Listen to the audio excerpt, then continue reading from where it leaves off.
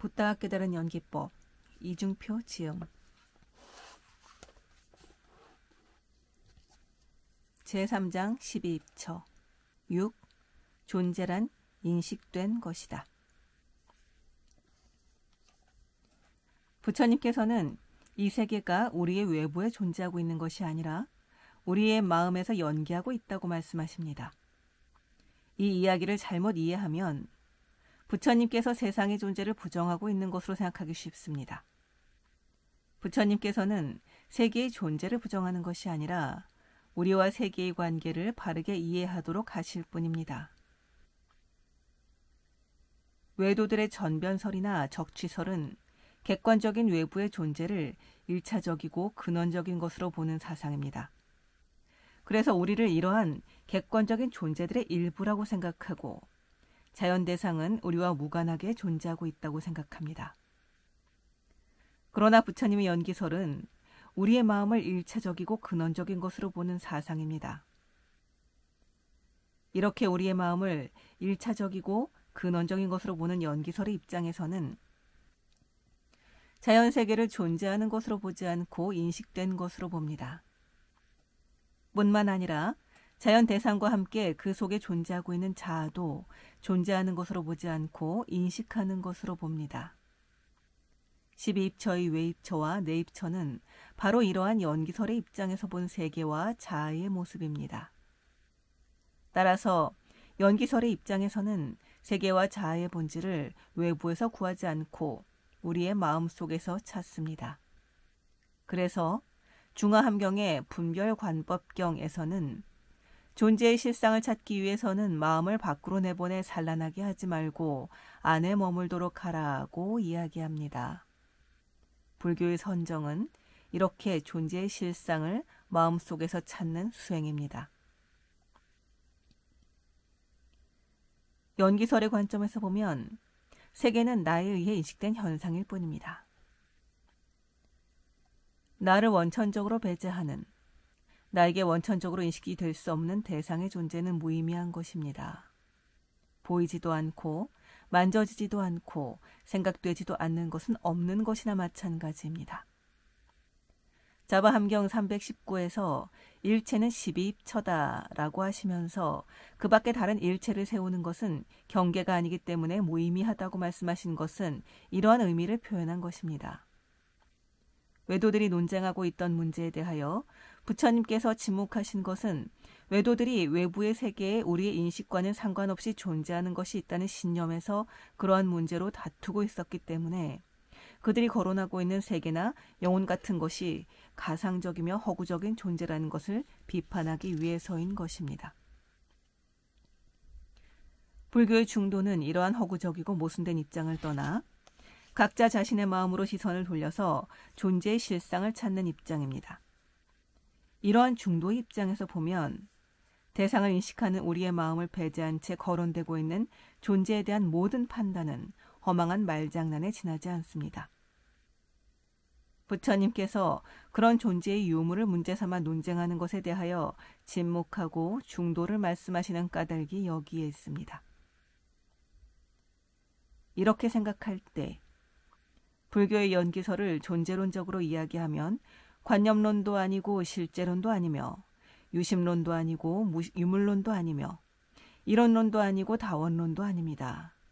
왜냐하면 관념론이나 실제론, 유심론이나 유물론, 이론론이나 다원론은 모두가 우리의 인식과는 상관없이 어떤 사물이 실체로서 존재하고 있다는 가정 아래서 나온 것들입니다.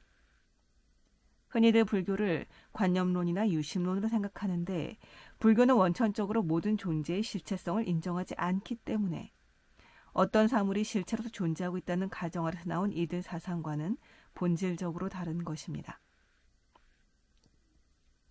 부처님께서 이렇게 모든 존재론적 입장을 배척한다고 해서 존재의 문제를 포기하고 있는 것은 아닙니다. 부처님께서는 단지 존재의 문제를 새로운 차원으로 전환시키고 있을 뿐입니다. 자바함경 37을 보면 이러한 부처님의 입장이 잘 나타나 있습니다. 나는 세상 사람들과 다투지 않는다. 세상 사람들이 나와 다툴 뿐이다. 세간에 지혜 있는 사람이 있다고 하는 것은 나도 있다고 말한다. 비구들이여, 색, 수, 상, 행, 식은 무상하고 괴롭고 변해가는 것으로 있다고 지혜 있는 사람은 말하며 나도 역시 그렇게 말한다. 세간에 지혜 있는 사람이 없다고 말하는 것은 나도 역시 없다고 말한다. 색, 수, 상, 행, 식은 항상 존재하며 변함없이 머무는 것이다 라고 한다면 지혜 있는 사람은 그러한 오는 없다 라고 말하며 나도 역시 변하지 않고 항상 존재하는 오는 없다 라고 말한다. 비구들이여, 세간과 세간법이 있다는 것을 나도 역시 스스로 알고 스스로 깨달아 다른 사람을 위해 연설하고 보여준다. 나의 이러한 입장을 세간에 눈 없는 장님들이 알지 못하고 보지 못할 뿐 나의 허물이 아니다. 색, 수, 상, 행식은 무상하고 괴로움이며 변해가는 것이다. 이것이 세간이고 세간법이다. 부처님께서 세상 사람들과 다투지 않는다고 말씀하시는 것은 부처님도 세상의 존재를 부정하지는 않는다는 말씀입니다. 부처님도 있는 것은 있다고 말씀하시고 없는 것은 없다고 말씀하십니다. 그런데 우리는 무엇이 있느냐 없느냐를 문제 삼습니다. 영혼은 있느냐 없느냐, 영원한 세계는 있느냐 없느냐, 세계를 만든 존재는 있느냐 없느냐, 이런 것을 우리는 문제 삼습니다. 그러나 부처님께서는 무엇이 있느냐고 묻는 것은 존재에 대하여 그 실상을 모르기 때문이라고 말씀하십니다. 무엇을 문제 삼는 것은 무엇인가가 우리의 외부에 우리와는 상관없이 존재하고 있다고 생각하기 때문입니다. 그러나 잘 생각해보면 우리가 문제 삼고 있는 무엇은 우리에게 인식된 것일 뿐입니다. 인식되지 않는 것에 대해서는 그것을 무엇이라고 말할 수 없습니다. 예를 들면 물고기는 물속에서 숨을 쉬기 때문에 물을 공기로 인식합니다. 그러나 사람은 그것을 물로 인식합니다. 우리가 물속에 들어가면 그곳에 공기가 없어서 숨을 쉴 수 없습니다. 그러나 물고기는 물 밖에 나오면 공기가 없어서 숨을 쉴 수가 없을 것입니다. 물속에 공기가 없다는 사람의 생각이 옳은 것입니까? 공기가 있어서 숨을 쉰다는 물고기의 생각이 옳은 것입니까? 공기가 있느냐 없느냐의 문제는 사람과 물고기 입장에 따라 그 해답이 서로 대립할 수밖에 없습니다. 우리가 이렇게 무엇이 있느냐고 물을 때는 그것을 인식하는 사람에 따라 각기 다른 견해가 서로 대립하게 됩니다. 왜냐하면 모든 존재는 우리에게 인식된 것만으로만 존재하기 때문입니다. 우리가 아무리 우리의 주관적인 인식을 배제하고 객관적으로 존재하는 것을 알아보려고 해도 그것이 우리에게 알려지기 위해서는 인식되어야 하므로 결국은 인식된 것이 되고 맙니다. 과학에서 아무리 객관적인 자연을 연구한다고 해도 자연은 결국 인간에게 인식된 자연일 뿐입니다. 따라서 우리가 존재의 문제를 다룰 때는 항상 인식의 문제와 함께 다루어야 합니다. 원효대사는 무덤에서 썩은 물을 마시고 이것을 깨달았습니다. 원효대사는 의상대사와 함께 당나라에 유학하기 위해 길을 가다가 밤이 되어 무덤 속에서 자게 되었습니다. 밤중에 심한 갈증을 느끼고 물을 찾다가 손에 바가지가 잡혀서 무심코 그 바가지 속에 물을 마셨습니다. 갈증이 심했기 때문에 물맛이 그렇게 좋을 수가 없었습니다. 다음날 깨어나 어젯밤에 마셨던 맛있는 물이 생각나서 다시 마실 요량으로 바가지를 찾으니 바가지는 없고 그곳에는 해골바가지가 있었습니다. 그리고 그 속에는 구더기가 득실되는 썩은 물이 담겨 있었습니다. 지난밤에 먹었던 물이 저 해골 속의 썩은 물이었다고 생각하니 갑자기 역겨워지면서 구역질이 나왔습니다. 그 순간 원효대사는 깨달았습니다. 어둠 속에서 갈증을 느낄 때는 깨끗한 바가지 속에 마시는 물이 밝은 낮에 보니 해골바가지 속의 더러운 물이다. 해골이나 물은 변함이 없는데 나의 마음이 변하니 해골도 물도 변했던 것이구나. 그래서 모든 것은 마음 따라 일어나서 마음 따라 사라진다고 이야기하고 내가 구해야 할 깨달음은 나의 마음 속에 있지 당나라에 있는 것이 아니다. 라고 생각하여 유학할 생각을 바꾸었다고 합니다. 우리는 이 이야기가 단지 더럽고 깨끗한 것이 마음에 따라 다르게 느껴진다는 것을 의미한다고 생각하기 쉽습니다. 그러나 원효대사가 깨달은 것은 단순히 더럽고 깨끗하다는 감정적인 판단이 우리의 마음에 의해 좌우된다는 사실이 아닙니다. 원효대사는 모든 존재는 우리의 마음에 인식된 것일 뿐이라는 존재의 실상을 깨달았던 것입니다. 원효대사가 목이 말라 물을 마실 때는 분명히 깨끗하고 맛있는 물이 있었습니다. 그런데 아침에 보니 그 물은 없고 더럽고 구역질나는 물이 있었습니다. 부처님께서는 이렇게 목이 마를 때 있고 날이 밝았을 때 있는 것을 없다고 하시진 않았습니다. 그래서 지혜 있는 사람이 있다고 하는 것은 나도 있다고 한다 라고 말씀하신 것입니다. 그러나 무덤 속에는 본래부터 더럽고 구역질나는 물이 있었다는 생각에는 반대합니다. 해골바가지 속 이 물 속에는 구더기가 살고 있었습니다. 그 구더기에게 바가지 속의 물은 결코 더럽거나 구역질나는 물이 아닙니다. 구더기에게는 그 물이 어느 물보다 깨끗하고 향기롭고 맛있는 물일지도 모릅니다.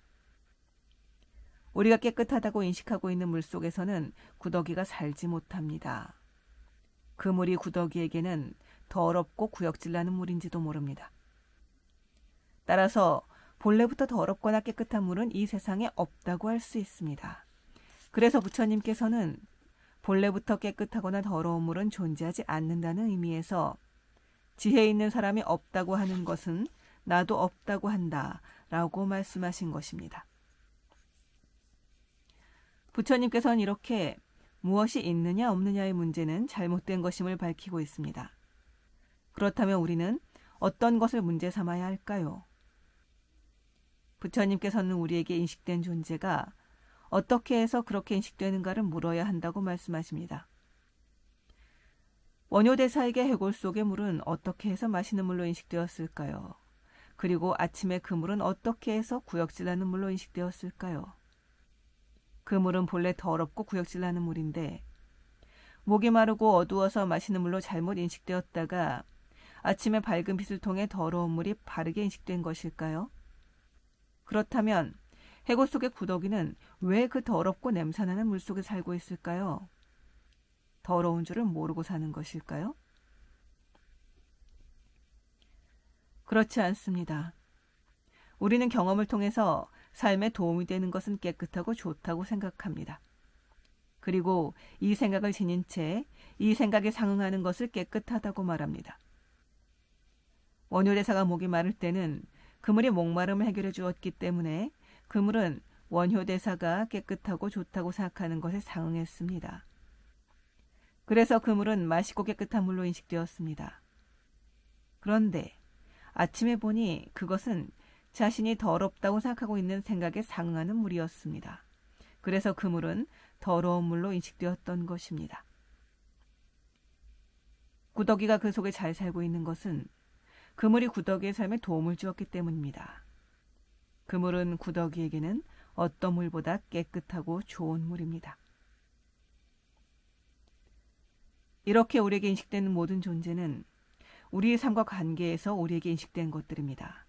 따라서 부처님께서는 무작정 무엇이 존재하는가를 묻지 말고 그것이 우리의 마음속에 어떻게 해서 존재하는 것으로 인식되었는지를 물어야 한다고 말씀하시는 것입니다.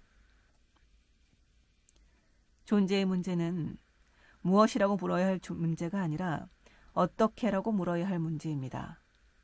부처님께서는 존재의 문제를 무엇에서 어떻게라는 새로운 차원으로 전환하신 것입니다.